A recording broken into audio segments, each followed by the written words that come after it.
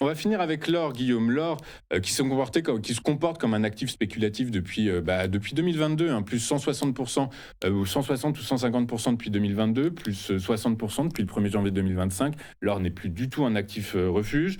Donc, par la force des choses, il a atteint, et c'est ça qu'il faut comprendre, des niveaux historiquement hauts. Et logiquement, les investisseurs ont pris leurs bénéfices. Je rappelle aussi le contexte géopolitique qui se détend. Est-ce que ça y est, il peut être intéressant de commencer à vendre un or qui a passé, alors qu'il est à 4 280 $ quand même aujourd'hui, hein, c'est gigantesque. Mmh. Effectivement, alors, pour l'instant, il n'est pas arrivé à recasser les plus hauts, notamment aux alentours des 4 381.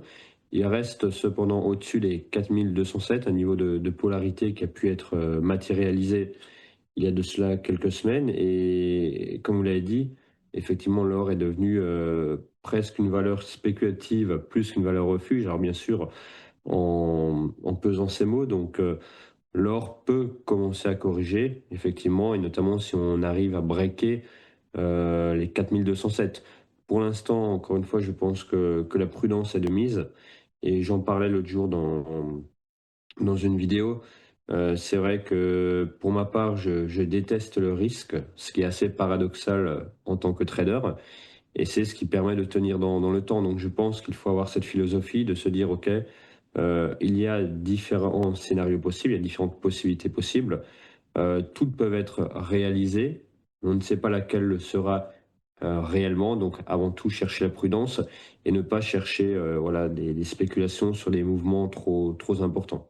Exactement. Je rappelle aussi qu'il y a un facteur qui est extrêmement pesant, hein, pour l'or, c'est la parité euro-dollar. Le dollar, enfin la parité euro-dollar, ou le dollar face à un panier de devises, le dollar qui est dans une tendance baissière, qui perd près de 12% face à l'euro depuis le début de l'année, c'est également un facteur qui joue sur les cours de l'or. Effectivement, la corrélation négative entre le dollar et le gold est bien présente et on l'a vu chaque fois que le dollar était en difficulté, l'or montait et vice-versa. Donc maintenant, ça va aussi dépendre du dollar. Comment est-ce qu'il va se comporter? Quels va en être également les chiffres et les tenants aboutissants, puisque le dollar est une monnaie, donc il y a différents mécanismes derrière.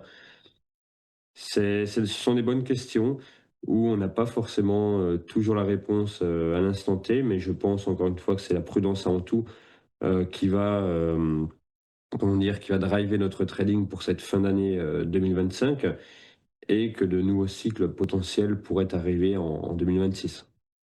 Rappelle que le dollar qui va être mis face à une salve d'indicateurs macroéconomiques cette semaine, notamment sur l'emploi et l'inflation. Donc potentiellement, oui, ça va apporter beaucoup de volatilité sur le forex. Et donc, par ricochet, si les paris continuent de se faire contre l'économie américaine et donc contre le dollar vert, finalement, ça pourrait faire repartir l'or vers le haut. Mais bon, donc, tout ça, c'est à voir. Comment vous nous conseillez justement de nous positionner, de gérer un petit peu nos stratégies avant la publication des indicateurs sur l'emploi américain tout à l'heure, le retour de la publication des indicateurs étatiques sur l'emploi américain? Est-ce qu'on doit y faire attention? Mmh. Alors j'ai plusieurs scénarios que j'ai pu notamment partager auprès de ma communauté.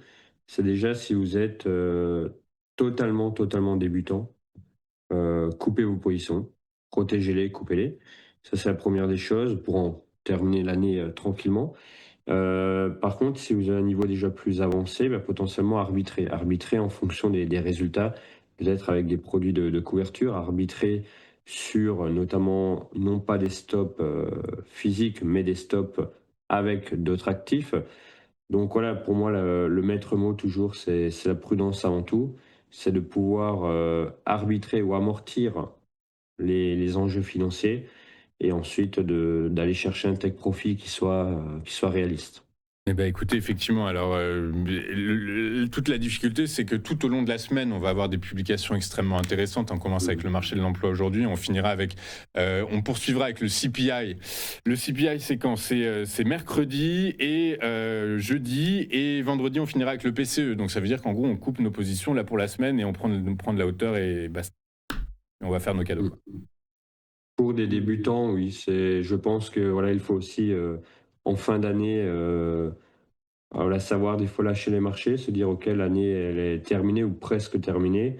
Trader débutant, on se repose. Trader avancé, trader professionnel, on peut continuer, mais continuer en sachant que la fin d'année va être voilà, pas forcément simple à trader, que le marché sera peut-être plus mou, plus volatile également par moment. Donc voilà, je pense que on est le 16 décembre.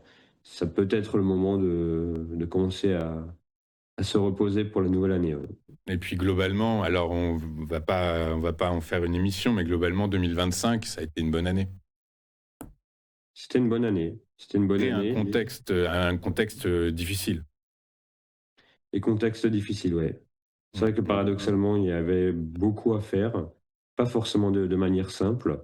Je pense que nous avons tous eu des sessions qui étaient assez compliquées, mais c'est vrai que financièrement ou en termes de rentabilité, du moins, on s'y retrouve plutôt bien, notamment voilà, sur certains actifs privilégiés. Donc, je pense que c'est une bonne année, oui.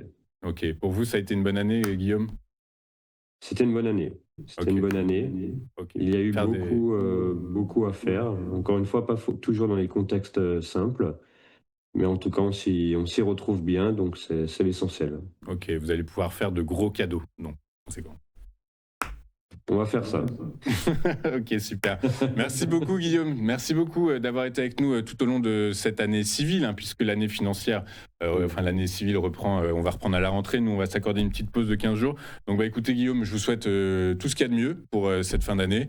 Et on se retrouve donc à la rentrée, je crois de mémoire, c'est le 5 janvier que l'on reprendra le fil de nos émissions. Donc, bah, écoutez, Guillaume, d'ici là, je vous souhaite d'excellentes vacances et beaucoup d'excellentes prises de hauteur également. Merci. Je vous en prie. Merci à vous, Guillaume. Nous, on va marquer une courte page de publicité. Juste après, nous retrouverons les échos de Wall Street de Ludovic Berthola, qui, sous le prisme de trois valeurs, nous expliquera dans quelle mesure il peut être intéressant de s'intéresser au marché américain. Je vous le dévoile tout de suite. C'est Cintas Corporation, Ethereum et Bitcoin. À tout de suite sur Téléfinance.